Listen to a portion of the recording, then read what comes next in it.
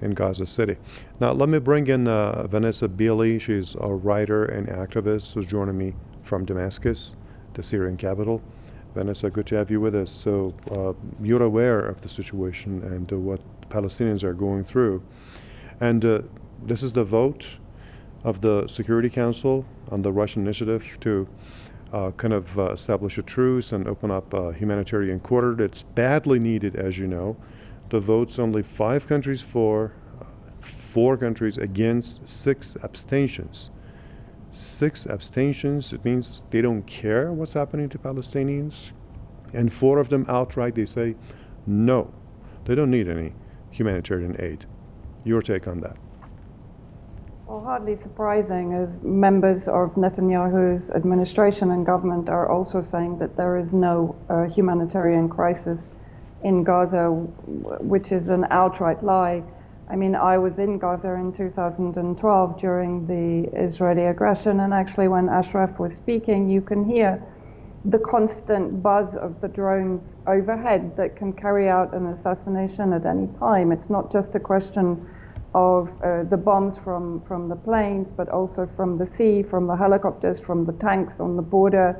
You know, they are under attack from every possible perspective, and it's very difficult for people to comprehend the depth of devastation inside Gaza itself after, 17 years of Israel maintaining an open-air concentration camp, controlling food, water, electricity, basic necessities, and then destroying the civilian infrastructure time after time, from 2008-9 to 2012 to 2014 to 2023, when we're probably seeing, I think it's more than 2,000 bombs dropped on Gaza. And those that said this is not a humanitarian crisis and who did not support the proposition by Russia, of course, who is it? I believe it's the US, UK, France, and Japan who outright said no. And of course, it is those countries who are most openly pledging their support, along with Germany, to Israel. The US is sending aircraft carriers. The UK is pretty much doing the same, to the exclusion even of President Zelensky in Ukraine. Now the focus is on Israel, and rather than on brokering peace and saving human life and preventing a second Nakba, as Ashraf mentioned, what are they doing? They are inflaming, they are supporting the genocidal Zionist entity that has been committing. You know, when people talk about Nakba 2, I don't think Nakba 1 ever finished. It has continued from 1948 until now. You see entire families, again, in Gaza being massacred in one strike. The Shahab family lost 44 members of their family.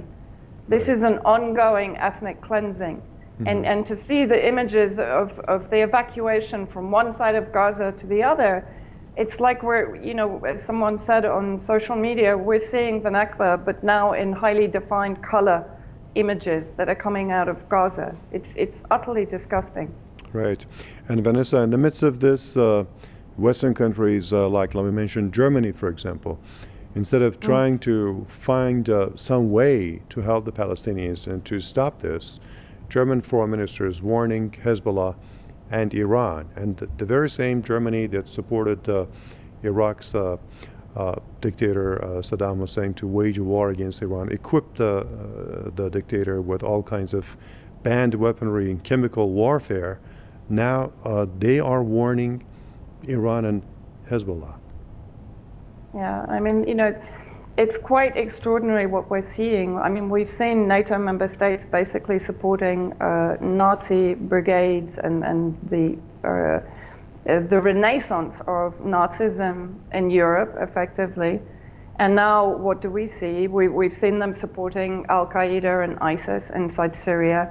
We've seen them turning a blind eye when the Zionist entity bombs consistently every year. I mean, this year more than 30 attacks on Syrian infrastructure, and in the last few days, of course, 2 attacks on Aleppo civilian airport and on Damascus civilian airport. And we see these same countries that have been supporting extremist terrorists in Syria, that supported the murder of Gaddafi in Libya, that supported the fraudulent weapons of mass destruction stories in Iraq, and then pulverized Iraq, massacring fleeing soldiers in Fallujah, obliterated Mosul, obliterated Raqqa, are now basically supporting what for me is the root of all evil in the region. And so therefore for me what this means, for example, the refusal to even contemplate the proposal put forward by Russia, the rush to judgment against the Palestinian resistance factions, the framing of this war as Hamas against Israel, when in reality Hamas is only one of the resistance factions that is leading this operation, right?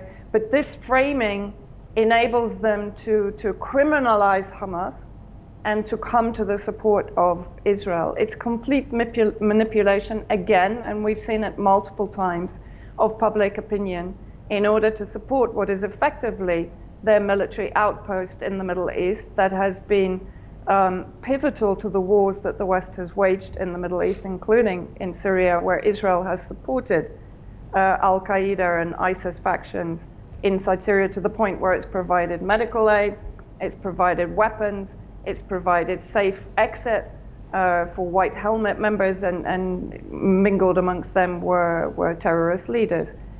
So, you know, for me, it's no great surprise. It doesn't make it any more abhorrent that what they are doing will actually lead to more deaths of innocent Palestinians, women and children, that are completely blockaded inside Gaza. They have no way to escape. And, you know, when people talk about, yes, but the resistance is also firing on cities and the occupied territories, they have underground shelters.